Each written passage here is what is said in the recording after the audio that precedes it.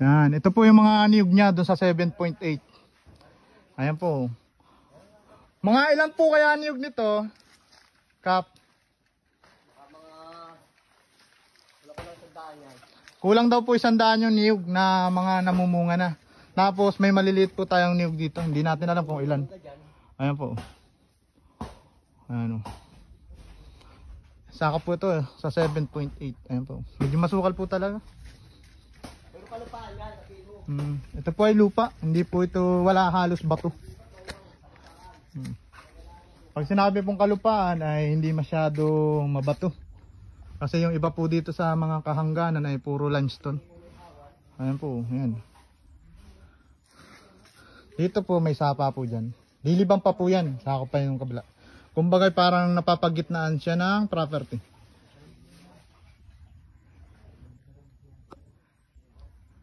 Ayan po, saging.